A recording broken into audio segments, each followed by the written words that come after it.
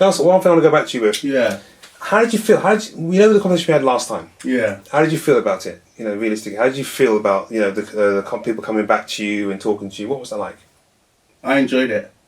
I actually do enjoy it. I actually enjoy people with intelligence. I'm not talking about just, I've not even had one as a matter of fact, but not people just venting and, you're this or that, but actually asking questions from the other side of the fence and making me think, and then me actually thinking, okay, fine, I need to take this person's point of view across, understand it, and then see where my reply actually fits into that response without it being a case of me having to dish back at you and no, it's not that, and all that kind of like divide.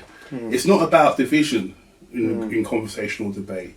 It's about engaging different points of views, different arguments, and therefore coming to one set kind of viewpoint, which you may agree, you may disagree, but we both agree that we've learned something from each other on each other's point. So yeah, I enjoy it. I enjoy people coming towards me, and even if people want to vent, fine. Do you know what I mean? I'm there for that smoke too, but more than anything, I just like people. Yeah, I want people to challenge me, because I said before, I'm not here to tell everybody what I say is correct. It's just my opinion. It's just my views, And if you want to challenge my views, please do.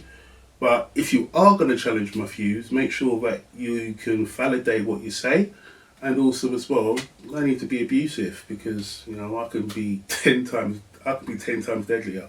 So let's not even go in that kind of. That's just petty. Let's just try and keep to ourselves in regards to how we speak with each other, and just converse. Because at the end of the day, we all want that one goal. At the end of the day, we all want peace. We all want contentment. At the end of the day, maybe we have different sides of how we do it, but we all want that one common goal. Great. Well, one thing I will say to you, I think a question that might come up. Yeah. It's a question I've posed myself. It's like basically when it was all about this black on black crime stuff, and I know you don't like the term that I use there. Yeah. But it's like within. I know. It's like basically within black people, when we basically, if let's say the issue with a white police officer comes and he attacks a black person, and we respond like it's a racial thing rather than dealing with the fact it's a police officer doing his job. When a black person commits a crime on a black person, stabs, whatever it may be, we're like, we deal with that differently than we do when a white person's committing, a white police officer's done something to us. We respond completely differently. We respond like the whole community's been attacked. Well, because there's a legacy, there's a history there. That's the issue here. There's a legacy and a history, and the people are there to protect themselves. But shouldn't we have the same response to, the fact that someone in our community is causing problems in our community? It's a danger in our community. It's a risk to everyone in our community. The gangs, the crime, the whatever it may be. Well, why aren't we coming together and responding that aggressively to those issues? We're allowing people to just come and tear our communities apart, and we're saying it's okay because it happens to be the child of someone's family that we know. So we don't tell the truth, and that person gets away with it, and more people are harmed. Yeah, I agree. That's with the 100%. It sounds like a bit like the Kemp brothers. Not the Kemp brothers. They were the Cray twins. Yeah, the Cray twins. Yeah, Same thing. Everyone knew the Cray twins were causing all the problem, but no one didn't think. But also as well, the Cray twins. If you read about them, they also, don't get me wrong, I'm not giving them any plaudits or anything like that, but they did actually protect their community as well in a certain respects, and this is the whole point of gangs. Gangs were there to protect their community. Do gangs protect communities now? Yeah, but they don't do that no more. They don't no more. Yeah. It's repping now. Yeah. You have to rep your area. But, I think now they do a lot more, much more harm. Definitely. When you're talking about getting young kids to be shotters. Do you know what I mean? To be shotters, kids of 12 to 15-year-old kids out of school, don't go to school, stay here and you sell drugs for me. And take you up to Manchester and we'll get you whatever, make you work, and it's just like, that's ridiculous. Yeah. So, that's the question that people are going to be asking. It's like, well, why don't we respond with equal force that we do for attacks from the police in our communities?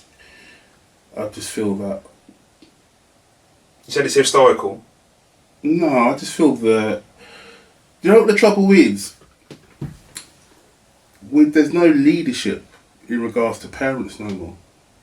I think what the difference is between apologies to parents that might respond. And I'm not talking obviously all parents, but I'm just talking kind of in a sense of you're generalising, but at the same time, in a sense. But I think with the way that our generation has grown and our youngers, there's too short an actual timeline. We're into the same fashion, we're into the same clothes, we do exactly the same things activity, should I say, and there's no kind of break away from that. Because when we was younger, we weren't into what our parents were into. And unfortunately, with the way that parenting is now, there's no form of discipline that we used to get when we were younger. But don't you think? I think this is more of a class thing, don't you? Because if you look at when I'm around, in my experience of being around people middle classes, is there is a massive divide and difference. Yeah, young people do all sorts of stuff for a certain amount of years, but eventually they get into line.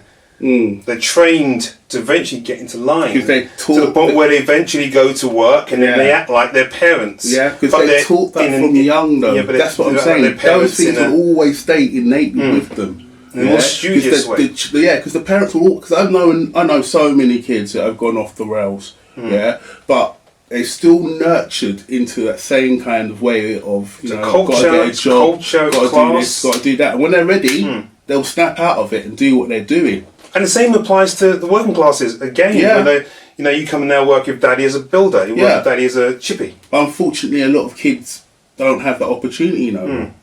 You see, I don't see many people. So many dads taking on their kids into their actual professions no more because it's just so wide and varied now.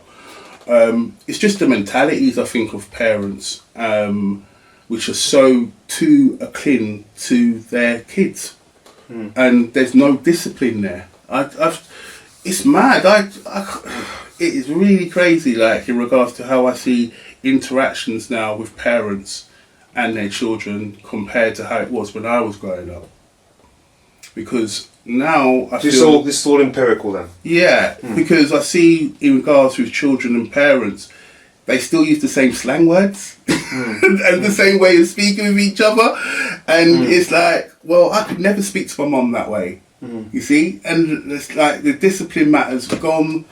And I just think people don't care so much about their community like they did back in the day.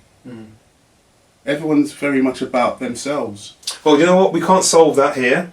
We can't solve it. As much as we'd like to, we can't. But what we can do, the fact is we've brought it to the fore. I think it's something that people think about, and I think people know the answers. I think that it would be great to have anyone who wants to have something to say, would like to put something forward. Please do. Please, answer. Put your stuff up to the questions. Offer us some questions, and we'll most kindly answer them. Okay. So thank you very much for your time. I'm going to go to the next question now. So, in recent years, we've heard chatter on population control. Okay. And it kind of feels like a drain on society. It's on a drain on society to live too long. Is this me being paranoid, or have we become an ageist society? There's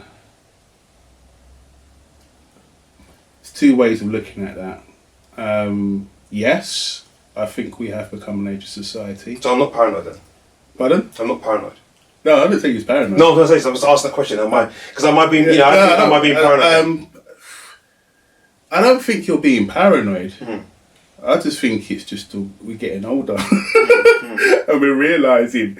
But no, on a serious tip, I'd say that we are definitely so. But I would, in a other point of view, the whole COVID thing, what is the whole thing they're playing on? They're playing on the elderly, what it's going to do to our elderly and so forth. And when you have these kind of conversations, debates, the one main criteria that's always asked is, how is it going to affect our elderly? How is it going to affect our grandparents and so forth? But in the whole kind of, how can I say, on a panoramic scale in the capitalist system, elderly people, we do live in an ageist society. We certainly do. With pensioners and everything else, the way we look at pensions. They're looked at. But we're thinking about the pensioners having all this money and it's this idea of like these people haven't got, like young people, youth haven't got these opportunities. The parents, the grandparents have all the wealth, all of these things. It directly opposes people, doesn't it? Yeah, it does. It definitely does. The capitalist system, unfortunately, doesn't want people who can't work for the system. Yeah. I'm not going to go down a conspiracy theory route, but as you know, I've understand more and more about the world itself. The more elderly that you get, and the less support that you have, support network that you have, the more that you'll find yourself just shunted away, because you're not a productive figure for the capitalist system itself. So I would say, in regards to us as human beings, and like us as just, you know, living in the UK, I don't think we're ageist. We love our elderly, but the system itself doesn't cater for it. Oh, I love it. That's a fantastic answer. You know, certainly, thank you for that. That's a fantastic answer, and I think that I think that's the way people want to see it, because I think that's probably how I see it. I love my mum dearly, so you know, so it's not down to us. It's not down to the communities really. It's down to the systems that are creating and projecting this. Yeah, interesting. I like that. Fantastic answer. I hope you guys appreciate it and like the answer too. Okay, so next question. So I think again everyone's gonna like this one. That was a deep one, and that probably was the one I gave you now was a deep question. You know, when you talk about population control, everyone's like going, oh. But this one, I think this is one I think people will appreciate. The music industry has been hit hard, as well as most industries. But with Rishi Sunak, I think that's what his name is, calling for artists and musicians to retrain, could this be the straw that breaks the camel's back?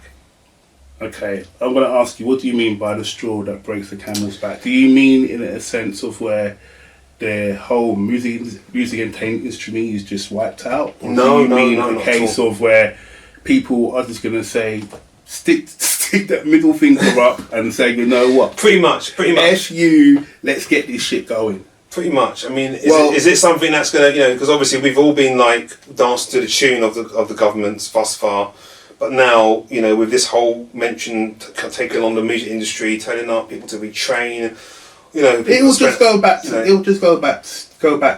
you know, the late 80s and so forth. It will just happen again. We'll go back to all the underground raves and stuff, and do you know what I mean, all the warehouse club bars and all that kind of stuff there, because you know,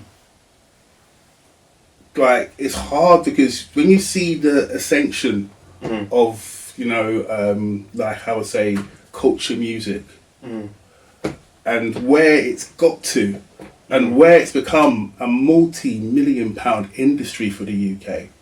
Billions. I'm actually being nice when I say multi-million.